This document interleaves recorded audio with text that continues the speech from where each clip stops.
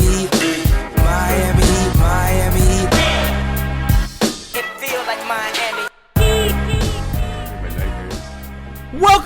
Welcome to the Heat Beat Mailbag postgame show, or podcast rather, not postgame show. I'm your host, Giancarlo Navas. We got the audio fixed. With me today, producer and co-founder Brian Goins. Miami Heat, Miami Heat, Heat. Brian was singing during the song, which was kind of annoying, but whatever. On the bottom of me, we have our professional screw-up, Alex Toledo. Look, man, I was in a good mood, so Brian did that. Brian just bothered me so much. I mean, I'm so happy. We got this fixed. All the listeners have stayed through this audio disaster. And it all works. On the bottom left, we have the producer extraordinaire, Alex Solona. What up? Oh, my God. So, for those of you who are going to listen on the podcast, we've spent, what, guys, the last half hour? The last hour? How long have we been trying to fix this audio? The last hour, which basically was like a whole pod. Yeah, I mean, basically, we've sat here for the duration of a podcast while while chat waited, which, by the way, 100% appreciate you guys staying there for this whole stream has been absolutely amazing. Brian, if you could do me a favor, could you tweet out another link that we're live and we're starting on the Twitter account? If you could do that for me, please. Only 50 minutes late, but we're here. I want to thank everybody. Make sure to join our Discord server. Make sure to check out everything that we're doing on the Blue Wire Podcast Network. A lot of excellent things going on there. I don't even know where to start. By the way, shout out to Brian M., our stream producer, who was working relentlessly to get this working. Brian M., MVP of Heat Beat for the last 6 months. I mean, you are incredible. So shout out to Brian M. Shout out to everybody who stayed in the chat. So we're going to get to your mailbag questions in a second. I do want to talk some current events. There's a lot going on in the world of basketball and the NBA and everything. So I don't know, Alex, where do you want to start? Do you want to start with the Houston Rocket meltdown and the James Harden rumors? Do you want to talk about how Boston is scrambling because Bam Adebayo took their soul and all of a sudden they need to retool their tomb to Bam? Do you want to talk about potential Gallinari odds from our sponsor Bet Online that says the Heat are the favorite to sign him? Do you want to talk a little draft? Where do you want us to start? I'm gonna give the floor is yours. Me? To borrow from 5 on the floor. Yeah. Me, you can also hear Alex on 5 on the floor. I'm contractually obligated to say that Alex is also on 5 on the floor. That's true. That is part of the contract. That is part of the contract. Y'all are laughing, but that's it. Can we talk about the next-gen consoles? No, we're not talking about games now, Brian. Do that on your own time. Where do you want to start, Alex? I mean, there's so many angles, man. I think for me, because we've done so much Harden stuff in the past couple of days on Twitter, I kind of want to take a little pause on that and just be petty about the Celtics for a second and how we sent them into scramble mode because they had no idea what to do with Bam Adebayo. I saw this rumor. I don't even know if it's a rumor. It's just like a hot take. But somebody said that they would flip Kemba Walker, whatever picks that they have, to go get Drew Holiday and then somehow magically get Miles Turner. Yeah, because they're flipping Hayward too. So yeah, you flip Hayward. They would flip Hayward and Kemba for Miles Turner and Drew Holiday. Yes. Yeah. Well, that makes them. You're laughing, but I think that makes them a lot better. I mean, in the playoffs last season, the reason why Miami was able to kind of attack their offense late was, you kind of force Kemba Walker in some pick and rolls. You kind of force some switches. You attack. He's an easy man to pick on. And I mean, honestly, if we're being honest, the Heat, as scared as I was of a guy who can pull up and pick and roll, I mean, that just did not bother them. I mean, the Heat don't have. It would just be Jason Tatum as your only pull-up threat. I mean, but then they got diminishing returns from Kemba. Like, I think they probably wanted more out of him. They probably expected him to be like a, 25, 23 points a game guy during the playoffs, and the zone kind of took him out. And it's like, if he isn't really giving you that type of, type B, tier 2 all-star production, then he's just kind of a sore spot for you on defense. He's going to be an easy spot that teams are going to pick at. And then, again, Tice got completely outplayed. And now they're looking at Miles Turner. And by the way, if they had any type of research, they would know that's not the move. If you're trying to stop Bam Adebayo, don't bring Miles Turner. Like, what are you doing? You're just going to motivate him to go even crazier on the Celtics. Like, if you thought what Bam did to Daniel Tice was bad, wait till you see what he does on Miles Turner in a Celtics uniform. That's so funny, Brian, because I was texting with our friend Kev, and he was like, oh, if the Celtics get this, they're the favorites. And I go, you know what? I partially kind of agree with you. I really like, but that's, Alex, like that's the basketball hipster in me. They got a lot of switchy defenders, a shooting big. And I was like, oh, wow. It's exciting stuff. And nobody gets you a basket at the late end of the game. But but to me, the funny thing is that this is clearly in response to what the Heat did to them. Like the Heat are having these other teams in the Eastern. So for everybody who says like all these pundits around the league are like, oh, what the Heat did in the bubble is not that real. I mean, there are legitimately good franchises that are responding to what happened in the playoffs because they know that Celtics, both of them are on the road right now trying to make moves.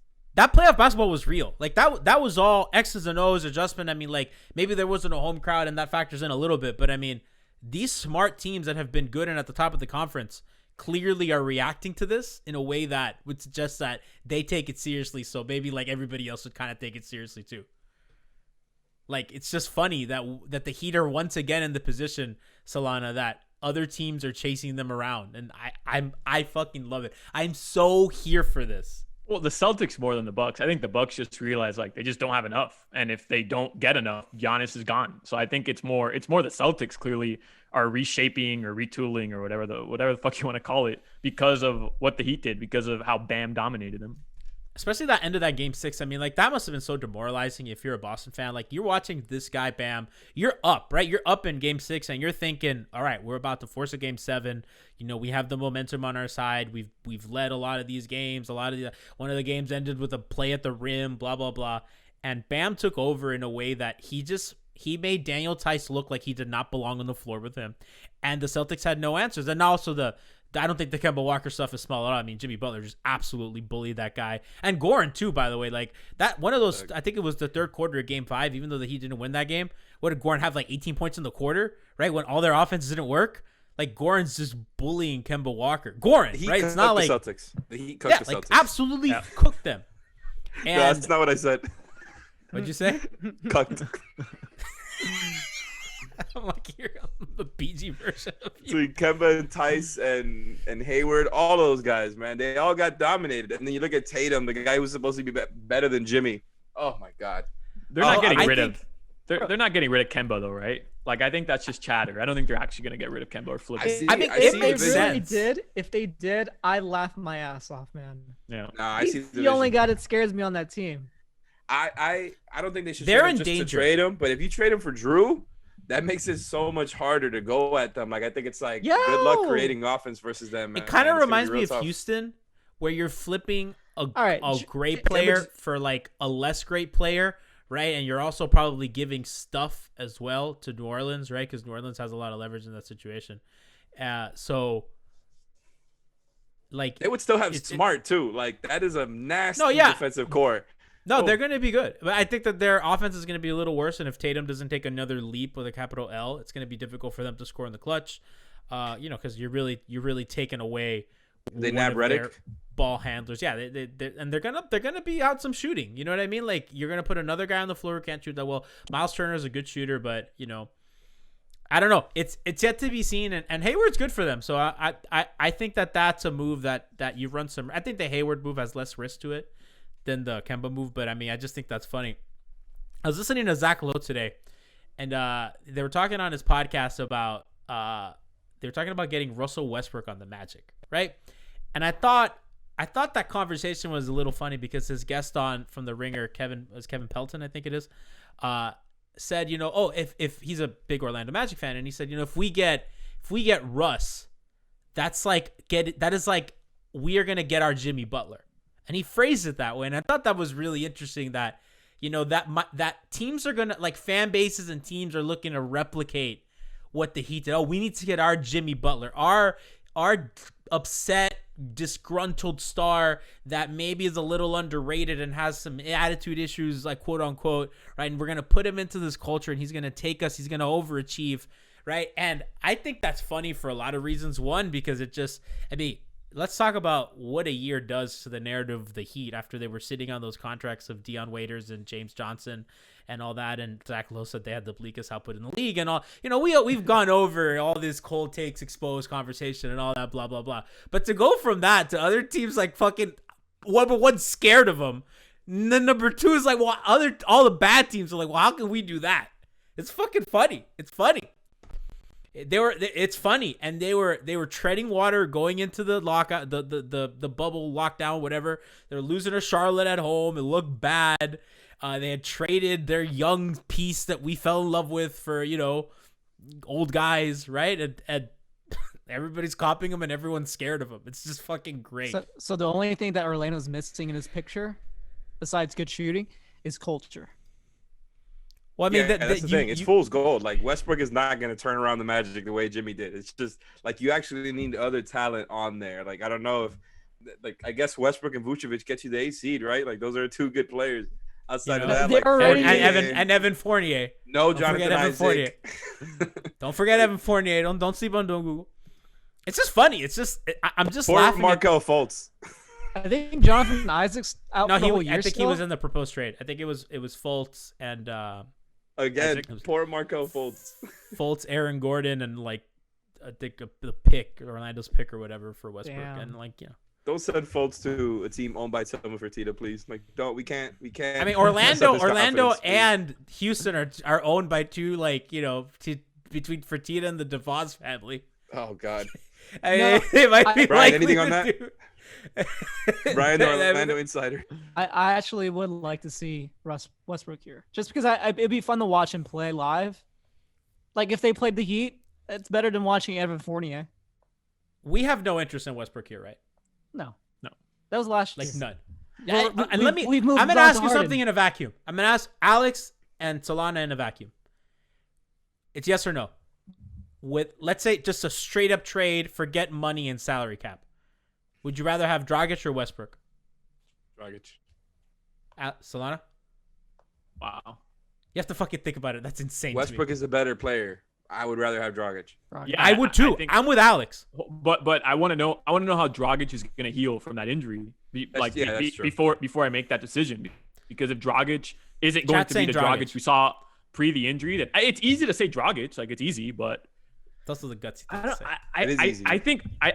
I think we're really down on Westbrook. And by the way, I don't want Westbrook here. Like, I'm just trying to make the argument. There's a lot of reasons why we wouldn't want Westbrook yet. Right. No, there's a lot of reasons. Also, because the last we saw Westbrook, he was a shell of himself coming off of injury. He tried to rush himself back from an injury, and he was playing alongside arguably the worst teammate in the NBA. So I think it's easy for all of us right now to say, no, Dragic, but man, I don't know. Like, I don't think it's that. Like, Alex answered that real quickly, and I don't think it should be that quick of an answer. I'm usually long-winded, so I try to change it up for once. But at the end of the day, like, I look at Westbrook as somebody who's closer to a top 45 player than a top 25 player. So, like, I still think he's good. Oh my God! Wow. I mean, I think there's a lot of really good talent in the league, and I don't think that's a bad thing. Like, Christ! Look, what I will say though is they tapped into something in the regular season. Kyrie Irving.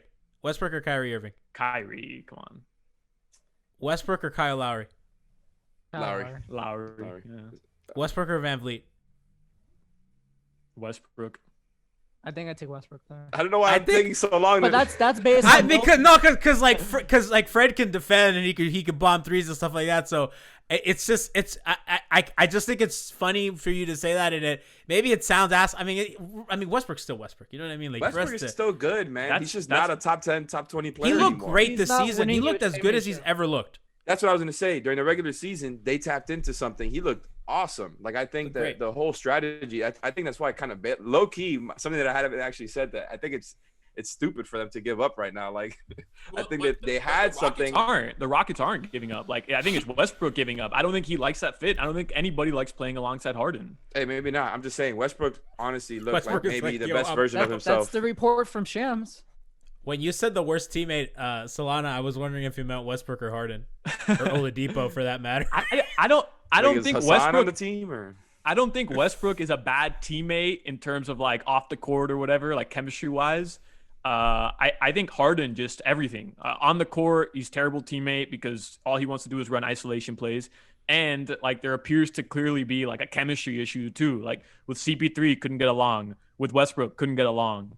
No, Westbrook's not a they can't get along thing. They're friends. I don't think that.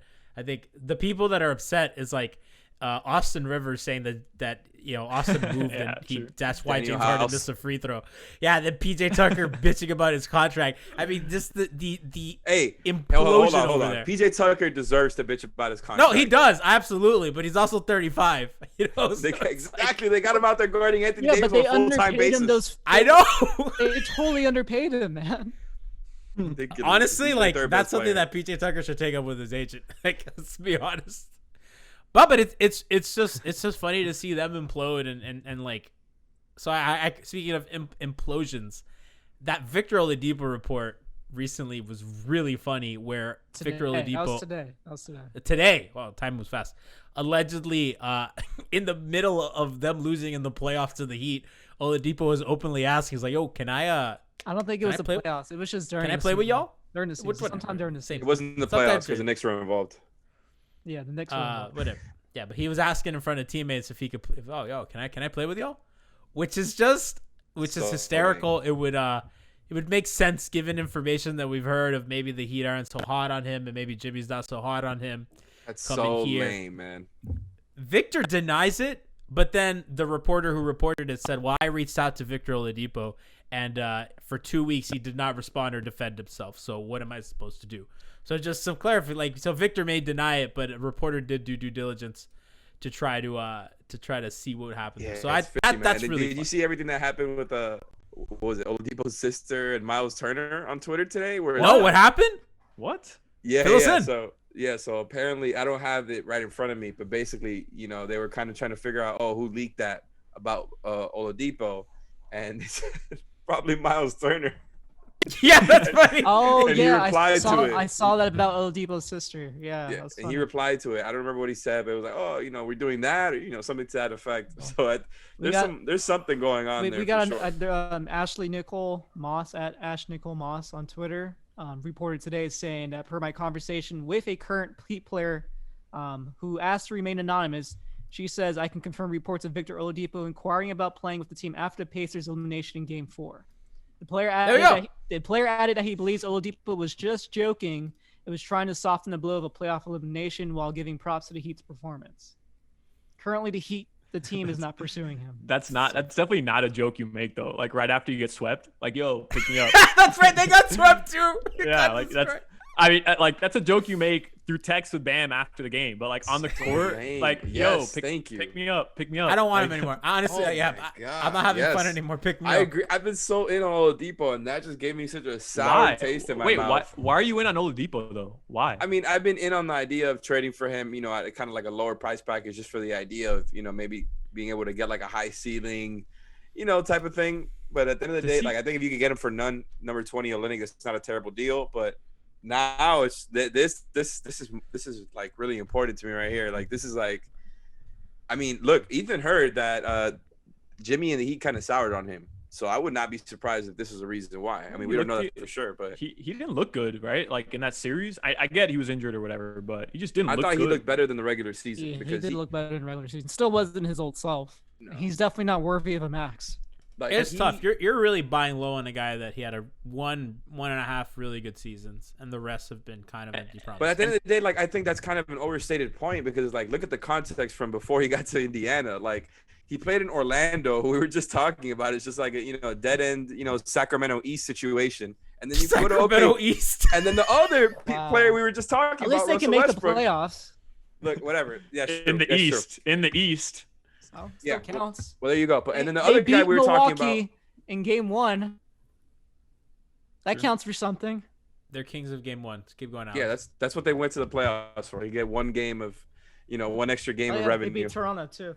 I mean, my bad. 5 extra games of revenue since they don't usually make it. But but the other guy that we were talking about was Westbrook, man. Oladipo went over there and ended up playing with Westbrook in just a regular OKC clogged offense, where I just think like he was never set up to succeed in those first few years, and he was clearly really talented in those first few years. Like, I think he was up and down for sure. I think Indiana, he put it together, and now he's just suffering from injuries. Like, I'm not saying he's gonna be that guy once he does get healthy, but I wouldn't be surprised if he's 80% of that guy. Think of how underwhelming it'll be though when all these names are getting tossed around. Harden, Westbrook, and I get Westbrook, we don't want him, but Antetokounmpo, Bradley Beal, Donovan Mitchell, like all these names that are being thrown around the league with ties to Miami, and you end up with Oladipo. Oladipo's the only one that costs significantly less than all those other guys you mentioned, though. And by the way, and that was just before, like, all these other names popped up. It seems like the Heat are actually in position to land one of Harden or Giannis for the next year, so that obviously changes things. But I just don't think Oladipo makes you like. I don't think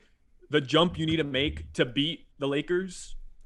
I don't think Oladipo gives you enough. I just don't think he does. I think a veteran big man in free agency, like something like that. But yeah, no. To Alex's point, I mean, like, I think a big thing with them, especially for the regular season, is you need a guy that can defend point guards because they don't really have that, right? So you just can't get, torched by Charlotte. Oladipo did a really good job on defense in the playoffs. Now you got to defend Kyrie Irving as well. So let's say the Celtics keep Kemba Walker, and then now you got Kyrie, whoever the Bucks acquire. Still, even if Fred VanVleet leaves the Raptors, they're probably going to be a lower seeded playoff team. You're going to have to probably face Lowry. Like, there's going to be guys that are going to be tough for them to defend. The conference is going to be littered with point guards. The other thing I kind of want to talk about, which I think is really interesting, is Chris Paul. Not that it pertains to the Heat directly, but there's a lot of indirect effects to Chris Paul, right? So, there were some rumors about him going to the Bucks, right? How good of a fit that would be, and honestly, like, CP3 on the Bucks 100% makes him a contender. Right now, like, that is terrifying to me. They'd be overwhelming title favorites. With Chris Paul. I mean, they'll be finals favorites for sure. As far as getting there. I think bearing a miracle, I mean, like, this is not much another team can do, especially if Chris Paul's having the season that he had last year next to Giannis. I mean, Eric Bledsoe, Chris Paul's not as good as a defender as Eric Bledsoe, but he's still really good. He can do a lot of similar. It's such an upgrade. Yeah. Oh, it's incredible. And, if they just flip Eric Bledsoe and some stuff, right, and they can keep Middleton and all that, like, it's terrifying. Phoenix has emerged as a potential landing spot for Chris Paul. And if they're really aggressive and if they can give Oklahoma City what they want, and they have some young players that they can flip. They have stuff, right? The Phoenix Suns have a lot of stuff. And getting Chris Paul away from Milwaukee and just out of their conference in general is huge for the Heat. James Jones, baby. Let's go. James Jones, Heat lifer. JJ. He took one for the team. Pat said, hold on, we can't let Chris Paul go to the Bucks. I mean, all of this it's like a light bulb just went off in my head. It's so James clutch Jones, for the Heat. If you want your point guard, right? There you go. I mean, honestly, like, the fit in Phoenix is great. I mean, they can move Ricky Rubio on draft night very easily. I think Rubio's in that deal because he's expiring. I think Rubio, that's another pick thing. Or something. Yeah. Rubio and then Kelly Oubre. You could send. Would he probably be the name piece? Actually, be Kelly Oubre plus their pick. A lot of draft equity. You can send young players. You can send expiring contract. You can send Oklahoma City a bunch of stuff for Chris Paul and like, by the way, kind of. Not that this is an Oklahoma City Thunder show, but, like, shout out to Sam Presti. Like, Zach Lowe was talking about this on his pod, how he flipped Serge Ibaka, right? So if you really go down the rabbit hole of everything that was moved, he flipped Serge Ibaka for Oladipo and Sabonis, and then Oladipo and Sabonis became Paul George, and now Paul George became Shai Gilgeous-Alexander and 5 first-round picks. Like, that's Patriots shit. That's what, like, the Patriots do. It's just like, you gotta go back and you're like, damn it, Ibaka got him all that. And Gallinari. And the Magic are the 8th seed. And whatever they flip Gallo for, because I'm sure that even if they sign and trade Gallo, they'll get stuff. I mean, it's pretty incredible. I mean, like, so April. He should have won. He should have won Executive of the Year. For 100%. Who won? I mean, I don't know. I guess that's too much of what we hate as far as. Wait, is that basketball hipster? Is that too basketball hipster? Basketball hipster and just the whole asset thing. Like, this guy's Executive of the Year because he got 7 first-round picks. I think he did, didn't he? No, I don't think so. I think the Clippers executive did, right? Oh yeah, you're right. Or the Lakers executive, or no, Pelinka. Did Pelinka win it? No. Yeah, it was Lawrence Frank. Oh. Yeah. Oh, that's Woj's guy. Yo, Woj is a propaganda machine for Lawrence Frank. It's amazing. I just think that's funny. All right, moving on. So yeah, can we talk about the Chad Johnson tweet from last night? Brian, what happened with Chad Johnson? I don't know what happened. So Chad Johnson went on, like, this really weird tweeting spree at 12, like, past. Who's Chad Johnson? Chad Ocho Cinco. Sorry. Okay, Ocho Cinco. It's funny that former Dolphin. Ocho Cinco. Yeah, former Dolphin. You didn't even play a regular season game. He played like 2 practice. Didn't he get in trouble for something? Never mind. No, that's not him. Yeah, no, it is. No, is it is. Yeah, his I think ex-wife now. Whatever. Yeah. Okay, moving on. I think you're thinking of Brandon Marshall. He was the one that got stabbed by his wife. Wait, what? No, but Ocho didn't. I don't know. Whatever. It doesn't matter. Whatever. Keep going. I'm sorry. Dolphins are good, by the way. Go Dolphins. After conversing with Jimmy Butler, we are making a huge splash via trade, but I'm sworn to secrecy. But I'm excited for my Miami Heat this upcoming season. He's doing the Leif by just tweeting out eye emojis. Don't fall for it. Wait, Leif didn't do that. No, that's Christian did. That's Christian. That's Heat beat right there. That's Leif my is favorite. responsible. The eyeball, by the way, chat, eyeball emojis always mean something. Now, maybe we can't tell you because we don't have all the informational pieces. Maybe it's big, maybe it's small. Or we're not allowed to actually share anything. We're not allowed to share, but like when there are eyeballs tweeted or when there's a wow tweeted, something's right? happening. There's stuff. Booming. There's stuff. Something's happening. You know, there's stuff. You know, are we comfortable reporting it? Not really, but you know, we hear stuff. That's how it comes up. So Chad Ocho Cinco says that the Heat are gonna make a big move. And then like following that, like minutes later, he posts a tweet of a killer whale in the ocean. He's one of us. And before that, he says, "I can make this happen" in a quote response to Heat Nation Com, which is a picture of James Harden in a Miami Heat jersey. Shout out Drew Starr on Twitter, by the way, who pointed out that they're both Adidas guys. They're both Adidas ambassadors. Would you remember when Ocho Cinco was gonna make Beal happen? Oh, that's right. Still might. That was another Still tweet. might. That was another tweet last night. I also have some inside info on Ocho. Oh. So that was all happening last night, right? When he tweeted all that? Yeah. Yeah. I also happen to know through a source that that Ocho was recording the podcast that he has been on with Brandon Marshall while these tweets were sent. So he was on with Crowder, right? Right. So I know I don't know anything way to out the source. Yeah. So I don't know anything. I don't know anything about it. There was a picture of Crowder there. Yeah. So I don't know anything about his conversations with Jimmy, but I do know that alcohol is involved in the taping of I Am Athlete. And if you mix Ocho, alcohol, and Heat tweets, I mean that's all I'm saying. It's basically us. So. It's us. It's us. Right. Okay. I like what you're doing though. You're giving us good context. You're painting the picture. Painting the picture. I mean, I love Ocho, but I also know what happens at these I Am Athlete tapings because I work closely with somebody who's involved in it, and good information, man. Do you want to retract the I love Ocho? Nah, I love Ocho. I like Ocho. Okay, I like Ocho. Okay. What are you saying, Brian? Ocho. Is that controversial? Yeah, I don't know. Pokey, I don't know. Pokey Sticks on our chat saying, "Didn't Ocho Cinco also foreshadow Jimmy coming to Miami?" Yes, he did. Listen, Ocho's plugged in. Ocho's as plugged in as anybody. So just eyeball emoji. Would y'all be willing to sacrifice a shot at Giannis for James Harden? Now that's the question, isn't it? Now, I think this. We should have led the show with this. I gotta be honest with you. This should have been the leader. You put it up to me. I don't know why you did that. I don't know. Yeah, and to be honest with Boston you, when you gave me that option, I was discombobulated because of everything that happened prior. That nothing worked. I was arrested. Listen, we got here eventually. We've heard things. There have been reports. There have been rumblings. We've heard things. They talked at the bubble, and I can share this because Lates tweeted this at Chef Shirley on the timeline. But yes, the Heat definitely did talk. Not the Heat, like Jimmy Harden and Bam. Yeah. I mean, Jimmy and Bam talked and Harden. worked out with Harden. Yeah, but I'm not even saying Harden. I'm saying some of the Giannis stuff. Like there've been talks. Oh yeah, about, we got there's Giannis stuff we can't say, but yeah, it looks like people have reason to believe that stuff could look pretty good. We're not sure, but there's people that think that he'd have a pretty good shot out here. I mean, but why are you guys like? There's somebody who already went on the record and said this. Who? Right? Like Ashley Nichols. Right? Ash.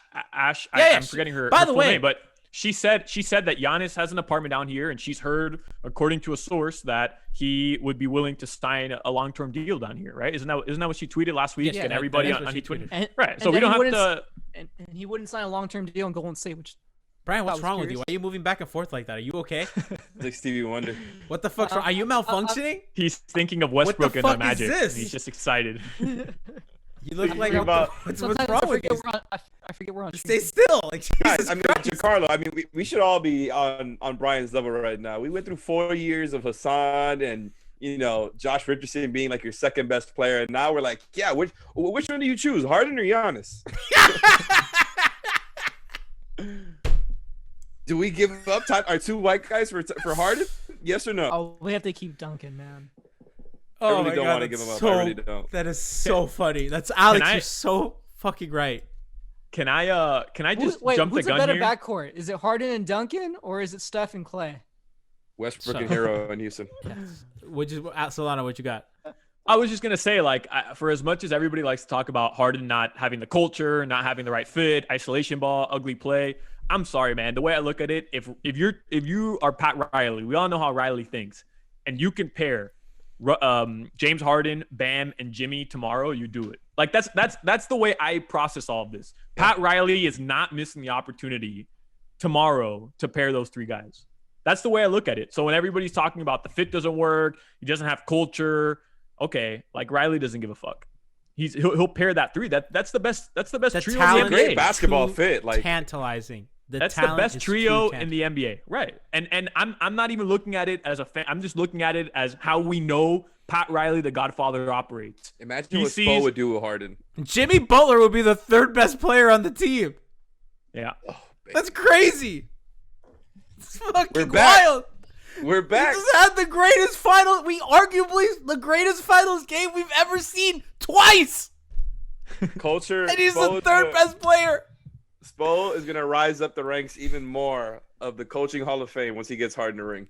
Oh my god. He did the impossible. I have a question, Alex. How much slander do we what? have to delete if the Heat get Harden? Oh, a lot. Honestly, we should all leave it there. We should if all leave Harden it wins there. Finals MVP, where does that rank in the Wade conversation? No, that's another. There are angles to this. There's level. Alex is like, no, fuck it, titles. Oh Titles, my god, baby. that's so true. Fuck, We're so petty, true. Brian. We're petty, and part of the reason why I don't like Harden is because of the Wade comps. Wade might have to unretire to get another ring. That's not his fault, though. It's not his But fault.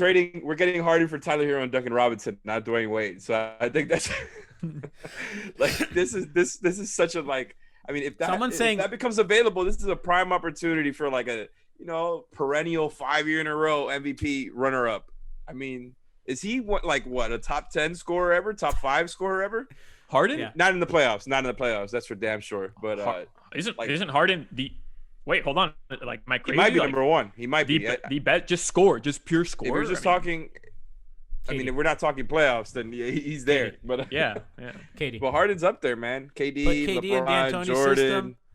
Let him isolate 5 out. I guarantee you, KD would just be fucking tormenting people for 50 a game. Yeah, it's true. That's true. Yeah, and that's the other thing, man. He would not be in that system here. He would not be in that system at all here. Can you guard a point of attack, though? No.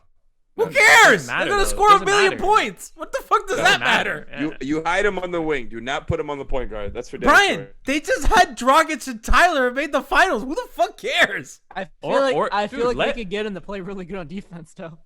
I don't know. Let Jimmy guard whoever you need him to guard. Jimmy's not going to need to run the offense. Right, he won't have to score. So I saw Gerald Green turn into a great NBA defender on this culture.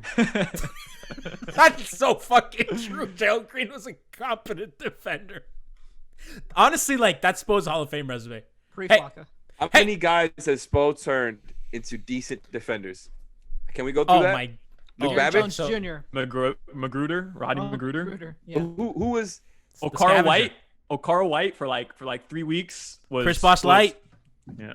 Who was a known commodity and then improved their defense once they got here? Even if they You're weren't gonna a good laugh at commodity. this? You're gonna laugh at this? Chris Bosh. Crowder. Oh yeah, no, that's not. That's true. That's just facts. I mean, Chris Bosh was not like an all defensive level center, right? Like I think anybody worth their salt in basketball analysis will tell you the way he improved on defense here. One of the best pick and roll big defenders in the league during his time. Absolutely incredible. LeBron too, by the way. I mean, LeBron has not played defense like he did here since this year. He had a really good defensive year. Cannot knock him. But I mean, he played some of the best defenses ever played in his life here in Miami. Arguably the best. I mean, on both ends. I mean, Dwayne. I mean, I've said this a lot on the pod. The way that Spoelstra used guards as weak side help defenders, particularly Dwayne and the athleticism as shot block and rim defenders, it allowed a lot of flexibility to get out in passing lanes, to get out on shooters, right? You kind of keep your bigs in the middle to contest shots, and if they get beat, you have another guy that you can trust, to contest at the rim. And that's partly why Dwayne has a lot of blocks, right? Because he's very capable, and he was put in a system in which he was trusted to do that. So, I mean, Spo's incredible. I mean, I think if Harden's just whatever defender, it just doesn't matter. I mean, they're gonna Willie Reed. Shout out to Willie Reed. Willie Reed. Hassan. Hassan definitely became a good defender here. Someone's saying wouldn't have to worry about defending a point guard because Jimmy and Harden would have them in foul trouble all game long. Oh, I mean, that's true. They won't. You know what I mean? So. Oh my God, they would lead. They would maybe be the best free throw rate team all time between Jimmy, Harden, and I guess you could. How long are Bam in there he too? currently right now? Like 2.5 5 hours. hours. It'll be like 3.5 hours. I mean, well, they're gonna be blowing teams out by like 30 points, so it won't matter. Actually, it's gonna be. I'm out on Harden. Never mind. I changed my mind. If the game. Oh, because you have to be at the arena till late. Yeah, you don't want to. Yeah, I have to go Uber after the game. Like, no, man, never mind. And you have to edit the podcast after. Yeah, it's tough. I have to edit, and I bet, like, I bet Harden is one of those superstars that takes like an hour-long shower after the game before he does media, like Kawhi.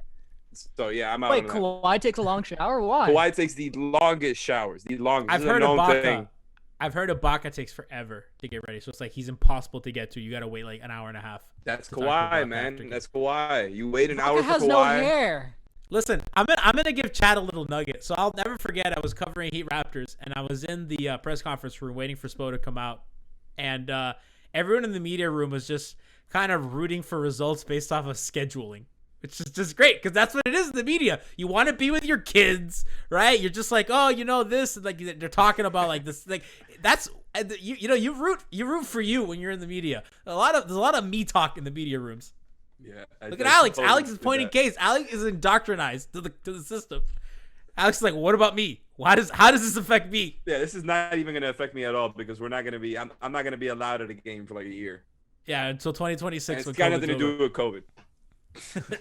No, and it's on the like when people wanted the NBA schedule to be NBA Twitter is like, oh, December to October, whatever, I don't know, like whatever the schedule, and NBA writers are like, whoa, I want the summers with my kids. What are you talking about? Why are you doing this to me? Always thought that was a funny angle. So when are we getting to the mailbag? I wanted to get to it too, and I kind of wanted to close out some of the Harden stuff and the Giannis stuff, like, I don't even know.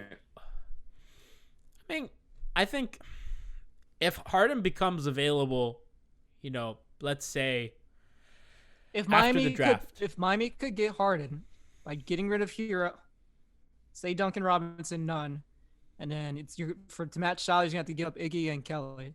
I don't think Miami's going to have enough. But they could bring back Dragic with his bird rights. And then maybe by chance, if whoever the power forwards, Ibaka, Gallo, or Millsap will come here for the mid-level, is that team going to the finals and will they win? I think they would. I thought G was gonna answer the question. Well, go. No, G, go. Wait, can you repeat that? So yeah, I wanted you to repeat. I was looking at Harden's contract. So the trade would be, because it's to make the money work, it's really going to take Kelly to opt in. Kelly in his $13 or $14 million contract to opt in. You're going to have to trade Iggy in his $15 million contract. Then you would have to include Hero as an asset, probably Duncan Robinson, and Kendrick Nunn most likely. That'd be the trade for picks. Maybe you have to add a pick or two. You do the trade for Harden. Yeah, for Harden, and then you can bring back. You can still bring back Dragic with his bird rights. That scenario, you keep number 20. You could probably bring back Crowder too. Actually, I'm thinking about it. So you could probably bring back those. You can bring back two of your starting group, add Harden to the group. You have an MLE and and you still have an MLE that you can use, a full mid-level that you can use, and a biannual. Are the Rockets are the Rockets doing that? I don't think the Rockets are giving up Harden if it doesn't include Hero. Like I think that's it's got to be Hero included. It has to be Tyler. Tyler has to be the centerpiece of that trade. 100%. Yeah. So the thing I'll say about Houston is, Harden has a $47 million player option in 2022. I imagine I imagine he'll take that. Yeah, I mean, he'll be 33 then, so he's not going to be super old. Yeah, but I mean, with the cap shrinking, I think you're going to take your $47 million for sure. guaranteed. No, he will. And kind of ride with that, right? So the Rockets have time to decide whether to move him or not. I mean, they're still early into this, and they still have time to retool. I mean, Westbrook. I don't think that the choice will have to be made for Miami, in which they have to pick one or the other, because Giannis will certainly happen first, or they will happen at the same time. It will be in the summer of next season, and at that point, Miami's. I'm saying at the earliest, I think that Harden will become available would be then. I mean, if he is going to be available this year. No, I think you're off there. You think Harden's on the table earlier? So yeah, I mean, before my thinking was they're gonna go into it with another year of Harden and Russ. They're not gonna abandon it after 1 year. These guys have been best friends since they were kids or whatever. But no, I mean, listen, from the reports, it sounds like if Westbrook is out, it's Harden watch. That's the mentality I'm in right now. Like, what is he gonna stay there for? Like, I just don't understand. Like, but I'm Maury's saying from out, Houston's D'Antoni's out. No, I mean, so I'm like just if saying, I you're think that Harden depends on and you Westbrook. say, but if Harden says I want out, right?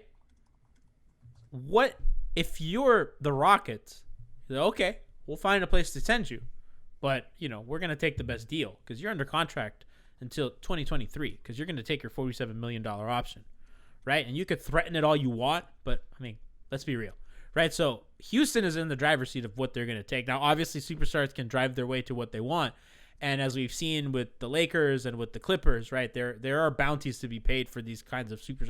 And James Harden is better than Anthony Davis and Paul George, right? He's not. He's about in Anthony Davis's class. They're peers in terms of where they are in terms of stardom in the league, right? And we saw what that cost. He's a top 5 player. It's every pick you have. It's every asset you have, maybe -1, right? And that's the bounty it's going to take. Now, does Miami's but also Anthony Davis was going to be a free agent sooner, right? Anthony Davis had more leverage in this situation. Harden has some, but doesn't have as much. So Houston will be able to field offers that if Miami doesn't empty the tank, they might get outbid. Yeah, but that's all fair.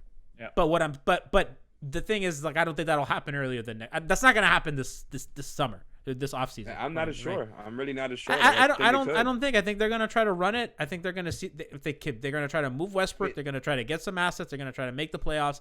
Houston doesn't have like a lot of draft picks either. Houston, I just don't see why Harden sticks around for that. Like maybe he does this year, but I don't think Westbrook is out. For the Westbrook Maury's deal. out. D'Antoni out. Like he's but staying what? there But for Alex, Fertitta? what does they can't tank?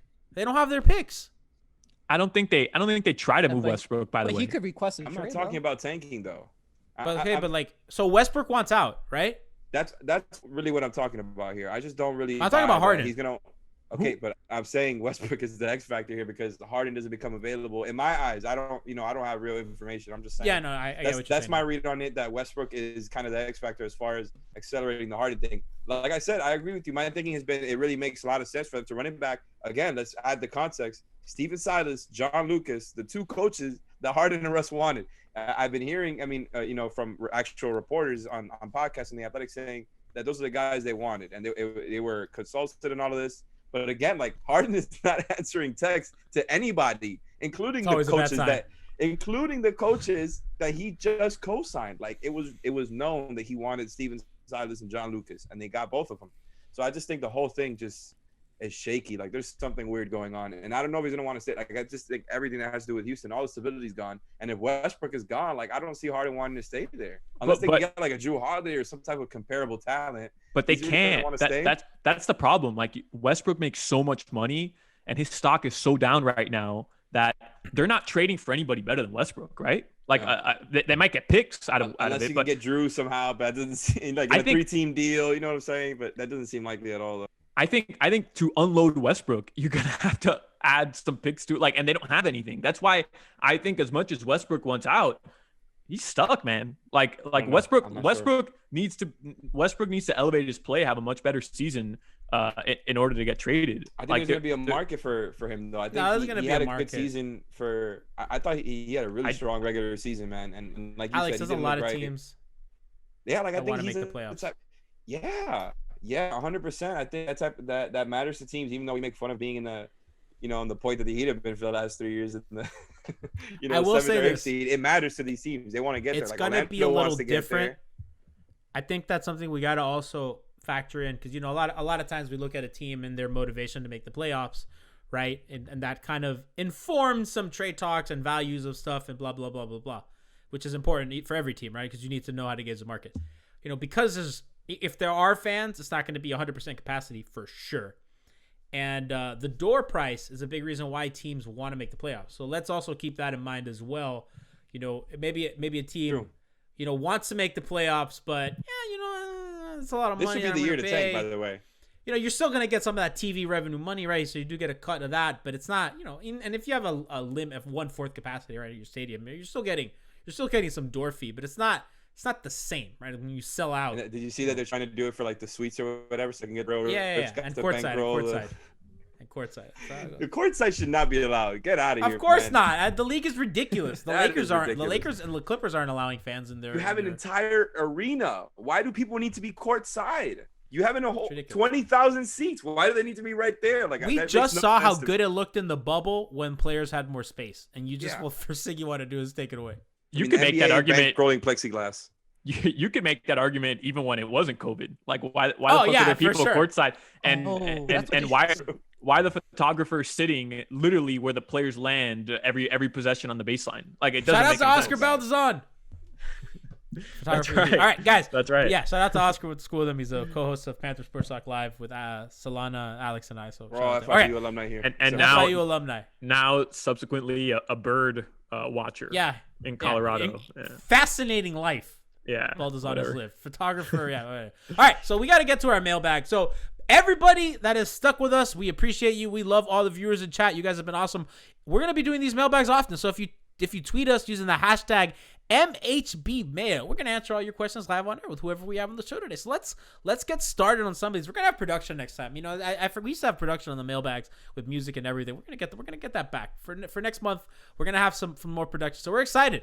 So we have Brian is the King on Twitter asks, how does KZ Okpala get minutes? DJJ has to leave. Honestly, that's a guy that if Derek isn't here, right, and I don't know if the Heat are gonna have.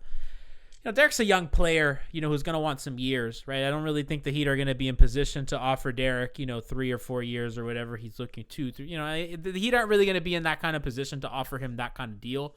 And if you read my article on MiamiHeatBeat.com, I kind of outline their cap situation and what they have, right? So I don't really think that Derek fits into their cap structure as of now, unless they move a guy, and they kind of create some additional space. I just don't see where Derek's going to fit long term.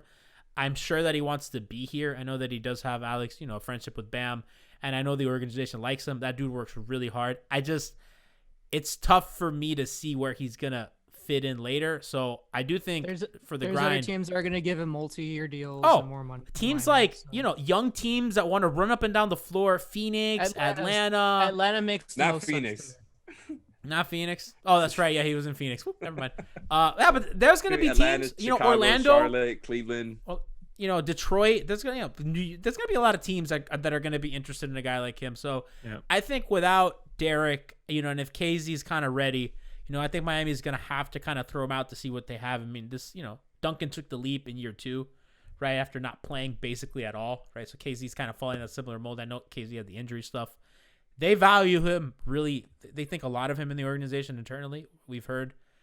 So I think that, even if they get a guy like Gallinari or Millsap or Wes Matthews in free agency or whatever, I do think that this, for the grind of 72 games, they're going to see what they have in KZ Okpala, and they're going to be able to make a decision on him. Why are you laughing, Solana?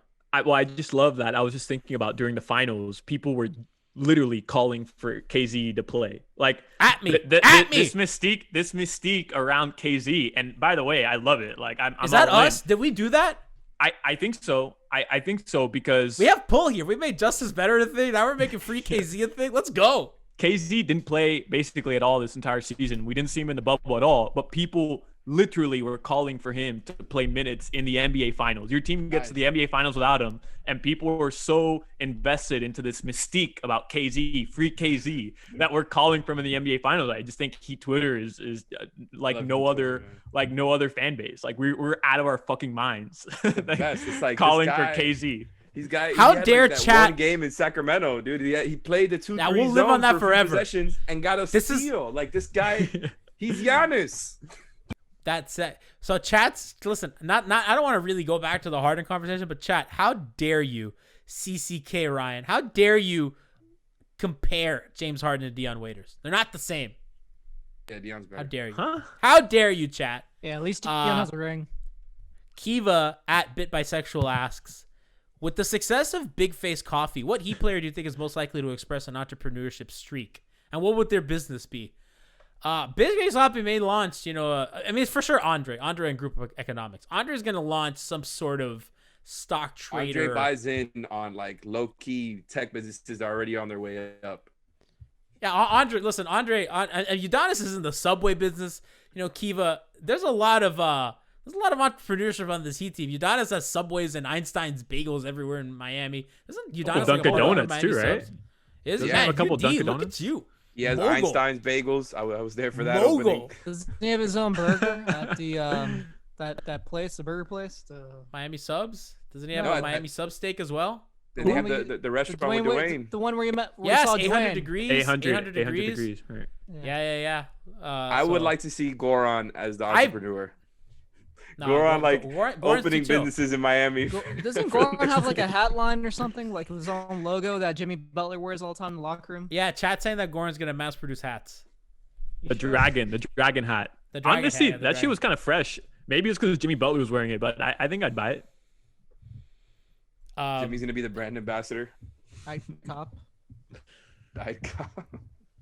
That's a So cap. Alfonso Hoops asks, our own Jack Alfonso Trash Tweeter asks, now that I'm doing Locked On episodes, how long before you declare bankruptcy? Hashtag MHB mail. Listen, over there at the Deuces Podcast Network, they have gone bankrupt several times and they've had several embezzling scandals. That is not us. We are not the Deuces Podcast Network. We stand firm. We stand strong. We are a solid business that we are honest. We pay our taxes. So, I'll make nearly as much money as them.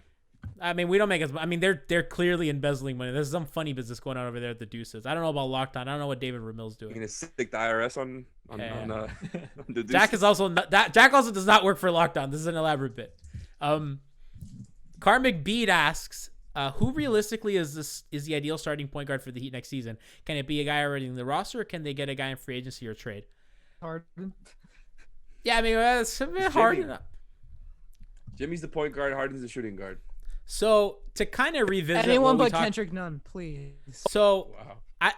I think that it's if they keep Nunn on the roster, and if they keep Nunn and Goran, I'm pretty sure Nunn is going to be the starter. I think that they like Goran off the bench, and in the playoffs they can change it. I think for just the run of the 72 games, I think preserving Goran is important. I think that you need to take care of his body. I mean, especially Goran coming off an injury, I don't think he's going to start right away. And he won't be ready. He probably won't be ready by December 22nd. So are forgetting I haven't even thought about that angle, Alex. I mean, the injury was not that long ago, so no, like why rush him back? Like the Heat are going to make the playoffs regardless, right? Like they don't need Goran to make the playoffs or for a playoff push early on in the season. So I mean, why bring him back? Resting a lot. Really quickly, by the way, I know we keep throwing Iggy into. I wanted to say this earlier. I know we keep throwing Iggy into trade talks and expiring contract. I think Spo specifically, but the front office really values what Iguodala brings, like truly. And I totally get why we're throwing him in all these trade conversations. But I don't think they trade Iguodala. I don't think I just don't. Disagree. He was brought in for two reasons. He was brought in, one, to patch up their weird defensive issues, and number two, to trade him. And for salary cap purposes, because he also has a team option, which is a sneaky good thing to have if you're a team that wants to roll over cap space, right? So, let's say you're not really players in 21, so you want to roll over that cap space. I mean, there's tons you can do with Andre, right? Or if a team just needs him. But that's the thing. You nailed it. It's about the options. I don't think it's about wanting to trade him. I think trading him is an option. No, that's not what I'm saying. I'm saying the thing with Andre, you nailed it, is that you have options of what you can do with him depending on what you want to do in free agency, more so than, okay, it's because you want to trade him. I think you could trade him if an opportunity becomes available. I don't think they want to trade him. I'm with Solana here. Like, I think they look at him as... I think if it's something good, they'll trade for him. I don't think they're just going to trade him. No, for sure. Because they need to match salaries. So they have a trade exception that, Brian, does it expire in November, the $7.5 million trade exception? Pretty sure it expires in November 30th. Whenever I put it on the story. Oh, actually, it might be in February. It actually might be in February. It's Hold on, pretty sure they have I have it. They here. have a $7.5 million trade exception. They have Kelly Olynyk's $12.5 million contract, and then they have Andre's $50 million contract. You know, that's kind of how you get to $30 million. Right? That's how you get in the range of a star, right? The stars with those big contracts. That's how you get in the game with those kinds of contracts. So the Andre contract is just valuable because it's a good mid-sized contract, and it's an easy contract for a team to offload. So if you, let's say you're Houston, for example, right, and you trade for James Harden, right, whatever, and you give them Andre and stuff, right, Andre Kelly and stuff, right. So now Houston, you know, they have a contract of Andre that they can either trade for something because it's an asset, right. You have a player on a team option with $50 million expiring.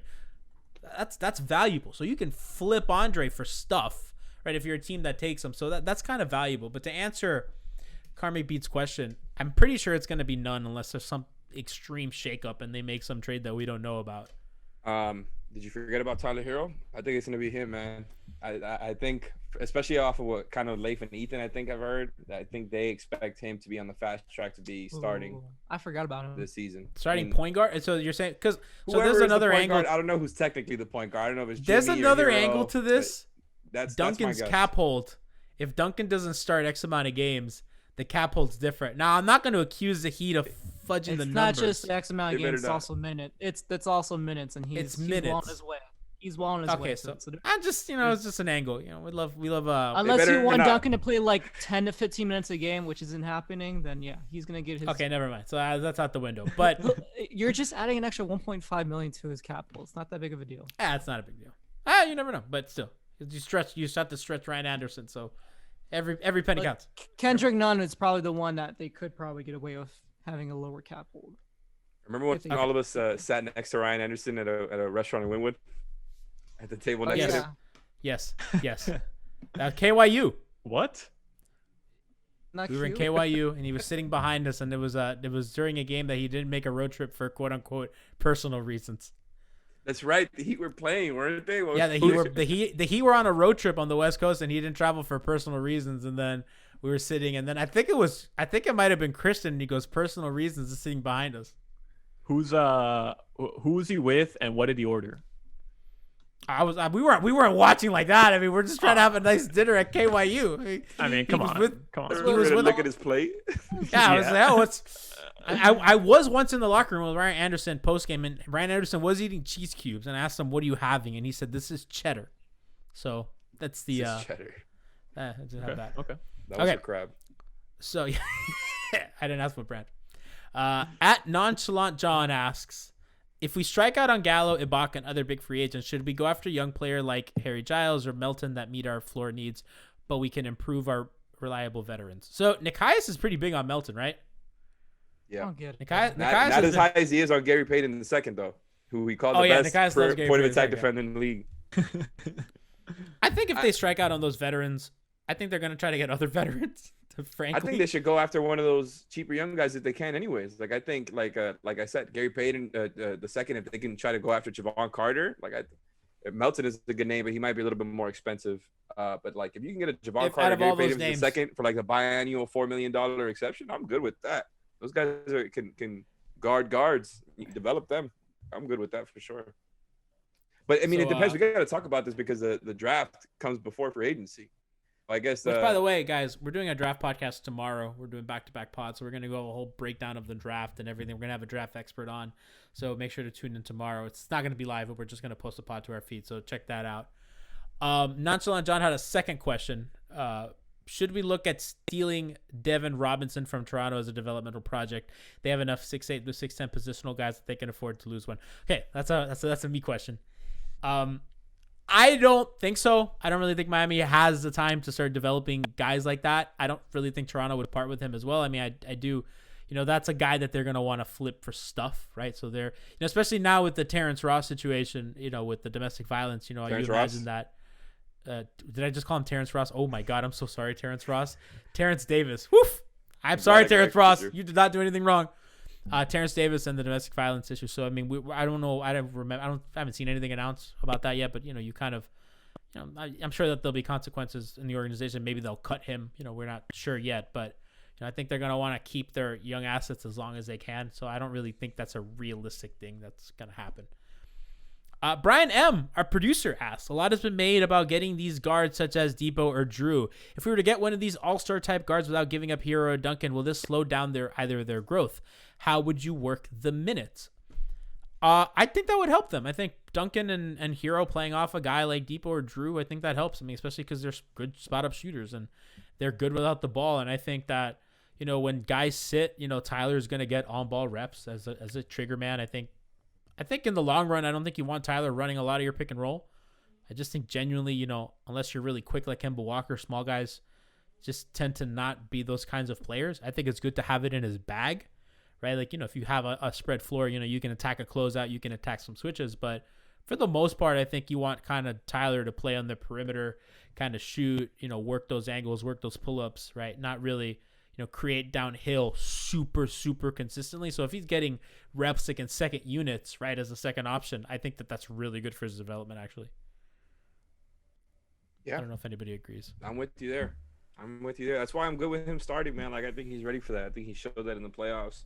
And I'm not against non starting, by the way. Like I've said before, I think that's the best role for him as far as maximizing Kendrick Nunn. Like, I think he kind of needs to be in the starting lineup in order for him to look good. I'm still skeptical on not more than his fit with Gore and just how he looks not playing with Jimmy and Bam and Duncan and the looks that those guys end up setting him up with. I think like he looks a lot better in the starting lineup than off the bench, but I would still probably lean towards starting Hero just for the developmental aspect, like you talked about. I think he's already showing those skills that you want him to have. Like if you're talking about an all-star trajectory, he showed it in his first season.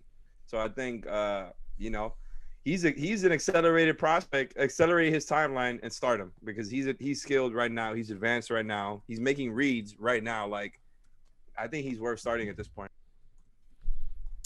So Frankie G, our own 2K coach, asks, how mad would Johnny be if Tyler Johnson came back for the minimum? I would actually love it. I think Tyler Johnson would fit awesome. I think he's a point of attack defender need. He has great hands. Yes. That he'd have a lot of really good passers. Guy can spot up shoot. That guy can defend. That guy can run the floor. Honestly, I'm fucking here for Tyler Johnson coming back. Now, would he come back? Probably not. Would the organization want him back? Probably not. Why? Would I be happy? As far as I know, him and the organization left it in fine terms. Like he then let's go. Cool with a lot of players. Listen, I think he's a great fit. I mean, but if he's gonna sign the minimum, I think he makes way more sense in LA. It would have been a lot more reliable to happen if James Johnson was still here. It's like it was like his best friend. Like they were legit, like really, really close. But the Johnson and Johnson thing was like a legit marketing strategy by the Heat. Like they worked. Really, like they actually became like super close. Supposedly, I read about that somewhere. I heard about it that they're like super close. They watch each other's kids or something like that. Like I don't remember what it was, man. But that was a weird dynamic that Heat culture birthed. So Fate Steel Tay asks, what's the play so that the Heat can get Giannis? Listen, Tay. What's the play is you take the cap space and you sign him, especially with all the rumors. I mean, the Heat have done a really good job of kind of creating the space, right? Who's Meth Curry? Who is the chat accusing being called Meth Curry? Is that Tyler? You guys are mean. It's just chat. Get out of here. That's not nice. That's so good. What does that mean? That's bad. No. That's mean. Jesus Christ. Oh my God. The Heat have done a good job of creating the cap space for Giannis. Everything's pretty much set as long as he, they're going to have the money and then they're going to have the guys already set around him. Brian could probably comment more to the cap situation. Brian, we can't hear you. You're muted. That's an Alex thing to pull. That's a professional screw up thing to pull. My mic also went out too. Okay. Can you guys hear me now? Yes. Assuming, yeah. So based on Albert's latest timeline from the last few days, because the NBA finally gave out like the salary cap for this season, but also projections for next few seasons. So at the minimum, the cap's going to go up. I think they said by 2 to 3%, and by most like 10%. So at the minimum, the Heat will have enough for a max contract, only on the condition that they don't extend Bam this offseason. Yeah, that's the big trigger. But also Bam and Giannis have the same agent. Yep. Mm-hmm. So I think, I mean, we've seen how sometimes, agents don't always work. Let's remember Henry Thomas with the Chris Bosh and Dwayne Wade situation where, Chris Bosh got his max deal and then that left no money for Dwayne. And that was a problem in the organization and with Dwayne and with Chris. Henry did right by Chris Bosh and, it didn't leave money for Dwayne. So it's, agents, it's tough for an agent to balance, two clients, especially if they want to be in the same place. I think that there's obviously stuff to look into, if certain moves are done because of the same agent, but I don't think it's the end all be all. Oh, here's the or not tweet. done. Here's a tweet. So the 2021-22 salary cap will be between 112.4 million and 120 million. The Heat will be able to keep its core, create a Giannis-sized max salary slot, and potentially have cap room left over at 112.4 million, anywhere from 0 to 9 million, or if the cap is at 120 million, anywhere from 6 million to 14 million, based on those assumptions. So that would lead me to believe that they could use their mid-level this year and possibly extend it out for a few seasons. Yeah, Leif has also actually mentioned that as well, that if, we've all kind of been talking about 2021 and the cap and all that, but if they really wanted to, like, if they felt like they had to give out, a second or third year on the mid-level, if they could. They felt like, they can do that and still find a way to create cap room just because of the multiple avenues that they have. And I feel like that might not necessarily be a problem, because even if you let a guy like Ibaka walk to the Lakers or the Nets or another team that's offering him multi-year deals, it seems like the Heat might not need to do that to be able to nab one of these veteran big guys that we've been talking about. It seems like, some guys are actually really interested in the Heat already. Yep. Chat's saying that they want to see what they can get from Denver for Andre. I don't really think that Andre really feels a need for them. I mean, they're going to need more shooting. I don't really think they can afford. I think to they can use the wing defender for sure. They can use the wing defender, but I think you kind of hope that Gary Harris is better than Andre next year. I mean, Andre's going to be 37 years old. Yeah. You know what I mean? Bobo or no trade. You have Michael Porter Jr. that you kind of, Michael Porter, as bad as a defender as he is, you kind of hope he figures it out. I mean, they should sell high on Porter Jr., by the way. I've been wanting to say that. Oh, I'm out on that. No, they value him so much. That guy could be a special offensive player. I'm surprised you're not with me here. Like, I think he could be a really, really good offensive player. He obviously showed that. But I just the red flags with him, There's a lot of red flags. There's a lot of red flags. Where do you start? What's the first flag you want to bring? Remember when he leaked so long ago Adam Silver's phone number by accident? What? Oh my God, that's right. Oh my God. That was the first red flag. Then the COVID truther. I mean, look, there's the fact that he has all the injuries. Issues. The Porter family, by the way, like all of those have had like crazy injury problems. By the way, another red flag. The red flag that he doesn't play defense. Like, I just think, and yes, he's got great size. That he could be an okay defender with more time in the league. But I'm looking at him like, if he can get you a star, if you're the Nuggets, an organization like that, trade that man. Didn't he kind of rip his teammates as well? Yes, in like a post game Zoom conference or whatever. No, there are so many red flags with Mike Malone. He's just so cheap and under team control for a long time. I mean, it's like if he develops to something, you can get Bradley Beal for him. Woo! Oh, that changes the conversation. I mean, if you get Beal, all bets are off. But Nuggets beat. Can we talk about my idea of Westbrook to the Bucks so he could get Giannis to come over here quicker? Oh yeah, no, that'd be great. I thought that was a great tweet by you. I mean, Westbrook's gonna. I mean, you thought Eric. I mean, but he already went through the Eric Bledsoe experience. What do you mean? It can't get worse than that. Oh yeah, no doubt. It's still an upgrade. I mean, it's an upgrade. Sure. It's an upgrade on offense. How do the Bucks get Westbrook though? Like, what do they have to do? You flip Bledsoe, you have pick equity. I mean, as long as Bledsoe, DiVincenzo, one pick. Yeah, they have stuff to give to Houston, right? If the Thunder can nab DiVincenzo and a pick, I think that might be enough. Whatever. I think if DiVincenzo, Ilyasova's expiring contract, Bledsoe. All right, we have a couple more questions and we're gonna get out of your hair. So, Football is Anime podcast asks, why is Johnny such a basketball hipster? P.S. Magic Johnson or Dragic in today's NBA?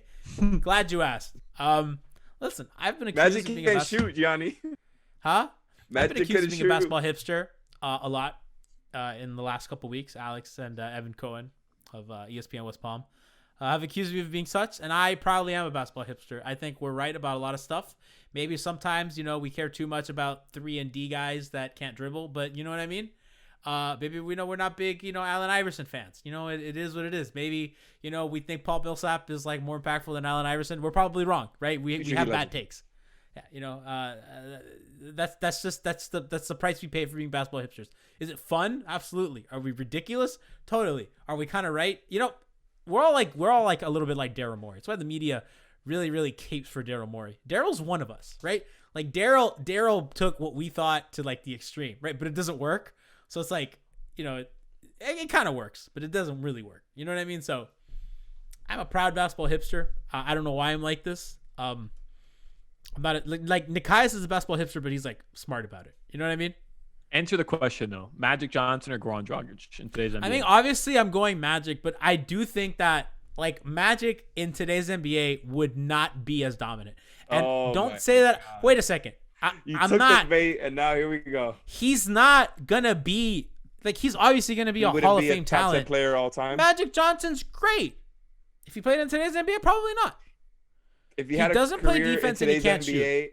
Doesn't play defense and can't shoot. Doesn't play defense. Magic. Really? I mean, look, man. Back in my day, watching. Okay, I'm done. How many point guards that can't shoot are like he'll be like a facsimile of. He's a 6'9" point guard. But so is Ben Simmons. Ben Simmons, Magic Johnson is everything Ben Simmons is to basketball hipsters like you. Like I know, but I don't like Ben Simmons. Ben Simmons does have a movie theater.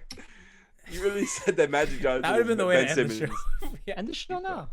No, we have a couple more questions. I need to get to everybody's questions. I'm gonna go. No, hold on. We have 3 more. Let's go. Brian. At Squanch _ Brian, you're the fucking worst. I hate you. We're here for the fans. He's Oladipo. Yeah, Brian's Oladipo. You suck. Brian just wants to play PS5. And now we're trying to get the audio to work. Well, we're here now. At Squanch _ me asks, what characters do you think Smash starters main in Smash? Heat starters main in Smash. They're not cool enough to play Smash. They're all old and veterans, except for Tyler and Duncan. I don't think Duncan plays Smash. They traded all the guys who play Smash. Yeah, they played all. Hassan used Josh Richardson used Bowser. We have that. Hassan is a Kirby guy for sure, right? Hassan's a Kirby guy for sure. Goran and Jimmy don't play. I think Tyler's too cool for video games. That sucks because I'm a Kirby guy, so that sucks to hear. Ooh, wow.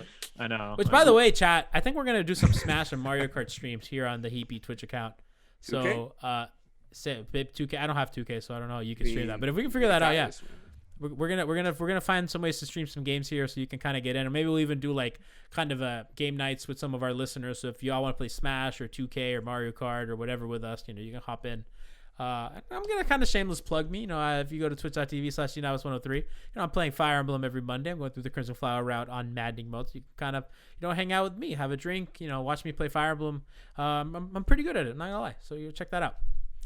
Couple more. Yeah, we could do Jackbox. We could do a couple. We could chat. We'll do whatever you want. You tweet us some suggestions and we'll try to work that out. At Jack UTS, one of my favorite YouTubers. Shout out to Under the Scope. Why do you hate backup bigs so much? I don't hate backup bigs.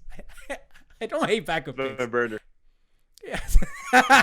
Your burner's my favorite YouTuber. I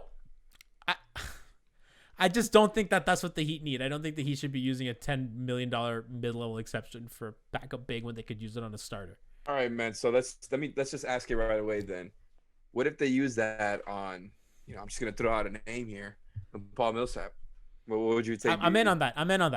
But he's not a backup big. He starts. Oh, so you're just talking about like a Tristan Thompson type or an Aaron Yeah, Baines. that's what I'm talking about. I'm talking about like Thompson Baines. Like I wouldn't want to commit a lot of money to that, right? You wouldn't have to, though. I mean, I don't think Thompson's realistic. I think he's going to LA. But if you get Thompson for the biannual, yeah, I'm in on that. You can get Baines for the biannual. I'm in on that. 100% in on that. I don't know. I think he might be mid-level market. Mid-level? No way. I would love to get him for the biannual. I'm all in on Baines. Even if they get Millsap.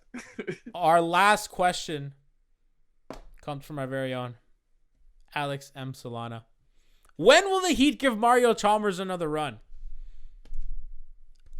Brian and I did some sort of media event watching a playoff game with Mario Chalmers via some sort of Zoom call with some company. Mario was asked several times about returning to the Heat. I think Mario's in on coming back. Now, whether the Heat are in on, I mean, Beasley got like 5 stints. Yeah, if Beasley can get him, so can Chalmers. And if Beasley can get in, so can Chalmers. That's all I'm saying here. I think the Heat owe it to him. I mean, I think the Heat owe it just. He saved Gerald Green's life. He did. He did. Every time I drive by the Marquise building, I think of that. He won you 2 championships. Oh, wow. Really? That's a hoity-toity prom. I had mine at what is it? Parajungle on the beach.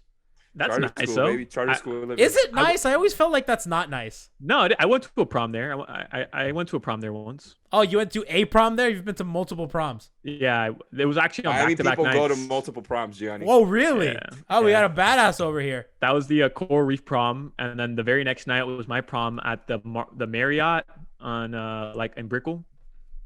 Oh, see, I feel like I got the short end of the stick here. And it's not even like South Beach.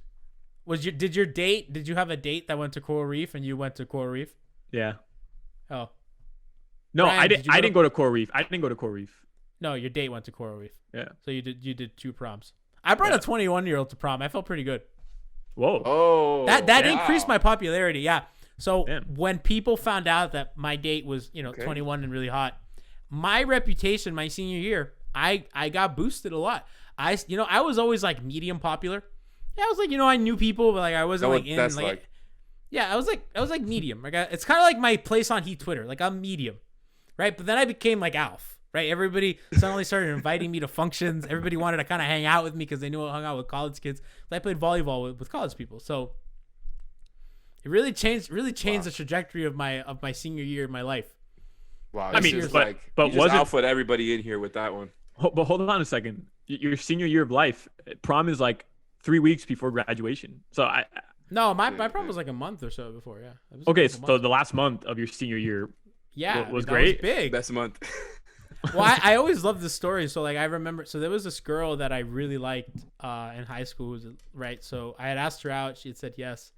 We were gonna go out, and then like the day of, she like kind of stood me up, which was whatever. That's fine. So then she and her boyfriend. I mean, Who does that? What it is. Yeah, but she had a boyfriend? No. I asked her out when we were in 10th grade, I think. Oh, And a lot more guts 11th, back I don't then. remember. Yeah, 11th grade. It was 11th grade. And then in senior year, she and her boyfriend, her then boyfriend, were standing behind me. While I was we were buying the prom ticket. So I had to say, okay, when you buy a ticket for a date, you have to say like who the date is, like how old they are. And when I said 21, her boyfriend taps me on the shoulder and daps me up, and he goes, "Nice." I'd have never met her boyfriend before. The only reaction. I felt so powerful. I was like, yes. I have a pretty good prom story. I wasn't my prom. The year after I graduated, Dwayne Wade went to my high school's prom. Oh. So you missed out. Yeah, I missed out. And by the way, Carmick Deed on the chat says, at least you guys got a prom, stupid pandemic. That sucks, man. I'm sorry, Karmic Bead 71. Yeah, we'll throw a Heat prom. We'll throw a stream prom. We'll do something. We'll put like a layover. We'll have prom for everybody who couldn't have prom. It'll be for you, for Brady Hawk, for all the kids that couldn't have prom. No, seriously, that sucks though, man. Like I feel for you because prom. I remember prom. I remember prom being so much fun. Did you go to grad night? Universal, yeah, I did. Oh wow, you had grad bash. I had grad bash. Pitbull, I think it was Pitbull or DJ Pitbull Khaled. always performs at grad bash. Yeah, I got I think, Jason Derulo. Oh no, we saw Pitbull. It was DJ Khaled was also supposed to perform, but his bus caught on fire on the way there, so he didn't make it. His bus was only in Dade before only in Dade was a thing. Yeah, we did see DJ Pitbull. Khaled's bus caught on fire. Is that what you said? Yeah, that's what that that's was. a true story. No, he posted on IG. Yeah. Oh, I was about to ask. Is that some made up excuse? Brian, were you at the same grad bash? I was at the same one. Oh, damn! You Kendall kids, man. I just realized. Let's there's 3 go. Kendall here and one Highly. K-Town. Are you guys the same K-Town. age? What year did you graduate, Brian? 2012. Must be. Yeah, Alex? 2012. Wow. 2011. Alex, what was it? 2015? 2014. You're 2014? Yeah. Damn, bro. You're young. Damn. That's funny. Prom stories on Heat Beat, baby. That's what we do. That's what we're in the middle of the off season talk. Everybody, I want to thank y'all so much for staying with us Green. this whole time. We started with Joe Green. We ended here. I I appreciate everybody for coming, for staying. We're going to be doing, we have a podcast tomorrow. We have maybe a podcast on Monday. We'll see. We're going to do the draft live. We're going to have a live podcast for the draft as we do every draft. So if you want our takes, such as Epe Udo over Bam, if you want such takes like Tyler Hero has Adelita Arms, if you get the best draft coverage here. And by best, that means you will be able to clip us and make fun of us relentlessly. And on Twitch, it's a brand new, easy way to clip us. So you're going to want to be here on draft night. We're going to cover the whole lottery up to pick 20. Or maybe we'll start mid-lottery and then go to pick 20. We haven't decided yet. But we will be here for the draft. We will bring you the coverage that you need, and we've done here for a long time. Thank you, everybody, for joining. Stay tuned. Remember to join the Discord server. We're going to put that link in the description of the podcast. You can check it on the Twitch page. Brian's waving because he is so done with tonight. We've been here forever. Y'all are the best, and stay tuned for what we have to come.